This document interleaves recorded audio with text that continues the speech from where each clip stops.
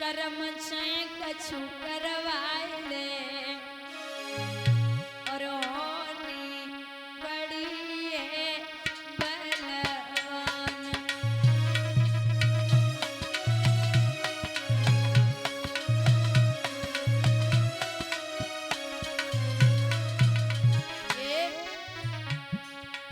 एक दिन दशरथ पे टूटी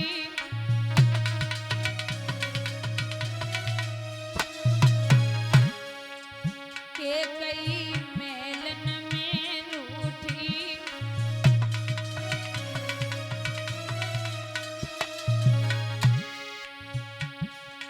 कुमर दो बन को पटेले होली बड़ी है बलवान।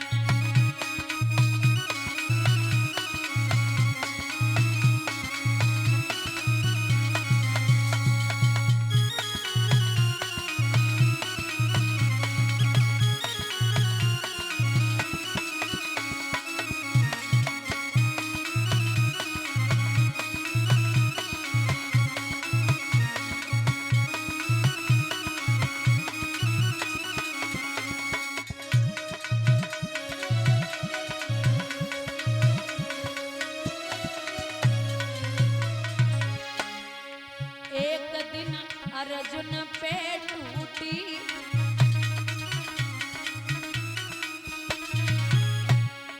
गोपिकाओं मिलन ने लूटी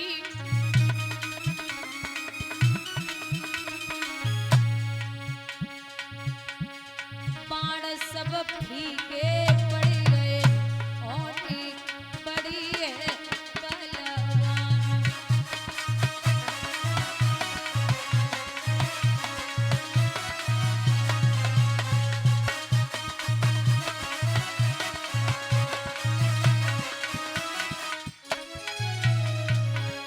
दादा एक दिन राजा नल पे टूटी लील गई यार पे खूटी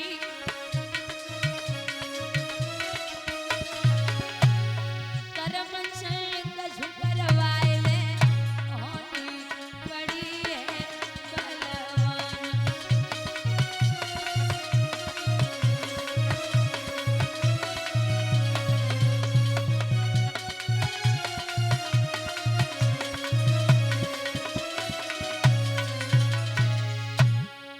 एक दिन हरिश्चंद्र पे टूटी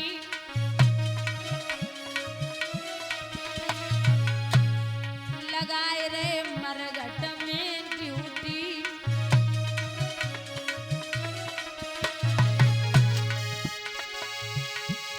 ललाकार दिखाए होली बड़ी है बलवान।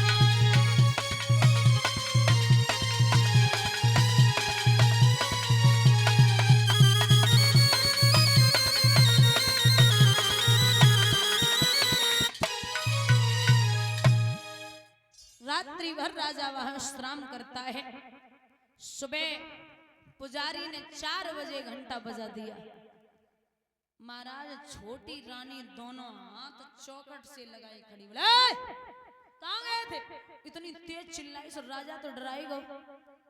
बोले क्यों हो गात मलिन छटा छवि छीन के सुंदर ताई और चेहरा को डर के गो नूर फिर गई काई रात सौत घर रहे जान में ले रही धमकाई और बादन की करियो याद कसम मोते। आप रात्रि भर कहां रहे हो? राजा बोले सच में पागल है ए दरवाजे पे पड़ा रहा पूरी रात सर्दी में मरता रहा और तू कह रही है कि मैं सौत के यहाँ गया हूं। अरे ओ बावरी 6 महीना है गए वो चेहरा ना देखो और तू इस तरीके से बात कर रही है।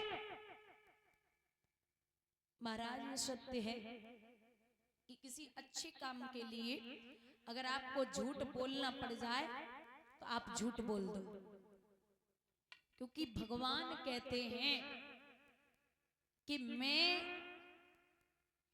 हमेशा से चाहता हूं क्योंकि महाभारत के युद्ध में प्रभु अगर नहीं चाहते, प्रभु अगर अंदर से ये चाहते कि युद्ध नहीं होना चाहिए तो बिल्कुल नहीं होता। लेकिन प्रेमी इतने थे, एक तरफ 5 पांडव और एक तरफ अकेले, 5 पांडवों की तरफ अकेले कृष्ण और एक तरफ 100 कौरव और पूरी सेना। तो महाराज ये प्रेम में इतनी शक्ति और बल है। एक बड़ा प्यारा महाभारत से उदाहरण है कि एक समय दुर्योधन ने 56 प्रकार के भोजन बनवाए और कृष्ण को निमंत्रण दिया। तो जब निमंत्रण दिया तो विदुर जी बैठे थे बगल में। कृष्ण बोले कि आज हमारा न्योता विदुर जी के यहाँ है और खाए हुए को दाने ना विदुर जी के यहाँ। सो विदुर जी पीछे वाले दरवाजे से निकल आए, विदुरानी से कही कि कन्हैया आए रहो। अच्छा, पूरी दुनिया ये कहती है कि कृष्ण हमारे घर पे आए जाए और विदुर और विदुरानी जो कह रहे कि कछु होए कन्हैया हमारे घर पे ना आए। सो किवाड़ी बंद करे ले और दोनों माला लेके आंगन में बैठे और एक बात कह रहे हैं, लला भजन करे भीतर बाबा बाई, भजन करे भीतर बाबा बाई।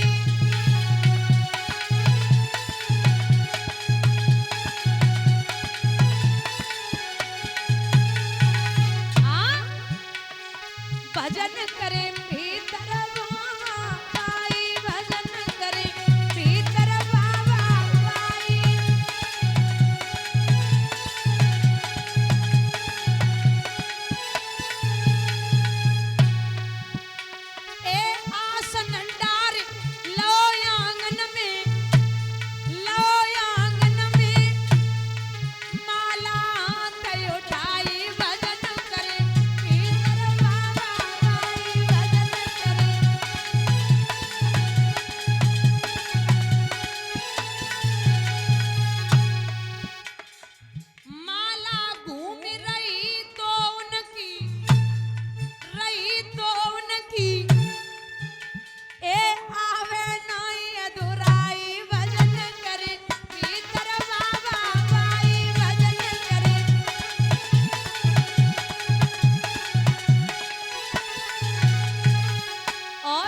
बुजुर्गों,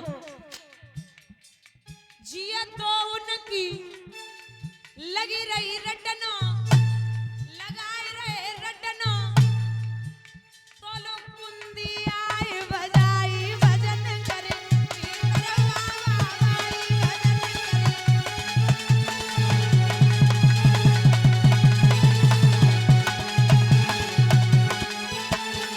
हाँ, विदुर और विदुरानी माला पे बैठे विचार कर रहे थे ना आवे और तब तक एक जिया तो उनकी लगी रही रटना, लगाए रहे रटना, तो लोग कुंदी आए बजाई भजन करे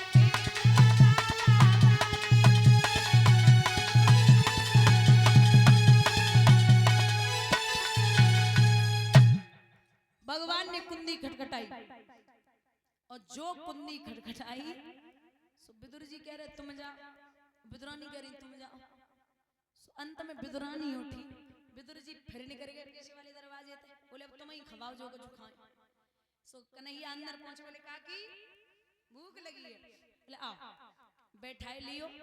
अब परीक्षा तो कुछ घर में तो ना, केले रखे हुए थे, उन केलों को उठाया, कृष्ण को आसन पे बिठा लिया और वो प्रेमिका भगवान की भक्त ऐसी है कि केले के छिलके कृष्ण के मुंह में दे रही और गिरी फेंक रही। बड़े चाव से कन्हैया उन छिलकों का भोग लगा रहे। काफी देर हो गई छिलके खाते खाते, तो विदुर जी आए, सोचे अब चले गए होंगे। सो आए के देखो सो बड़े चाव से छिलका खाए रहे हैं। विदुर जी बोले क्या कर रही हो, छिलका खिला रही हो, गिरी फेंक रही हो, हट अलग, मैं खिलाऊंगा। अब विदुर जी जो रहे में गिरी खिला रहे और छिलका फेंक रहे। सो कुछ देर बाद कन्हैया से पूछी कृष्ण, बोले हाँ काका सच बोलना, जो स्वाद काकी के छिलकों में था वो इस गिरी में है या नहीं है? भगवान बोले काका चाहे बुरा मानो या भला, जो स्वाद काकी के छिलकों में था वो इस गिरी में नहीं है। आप जानते हो ये छिलका और ये गिरी है, लेकिन प्रेम के बंधन में हमारी काकी कुछ नहीं समझती है। कीर्तन जिनका होता होगा, होगी न कपट की चाल, जहां नाचते मिलेंगे ए भैया यशोदानंदन गोपाल वहां। रखा होगा आराधन सो प्रेम परोसा थाल, जहां झेमते मिलेंगे ए भैया यशोदानंदन गोपाल वहां।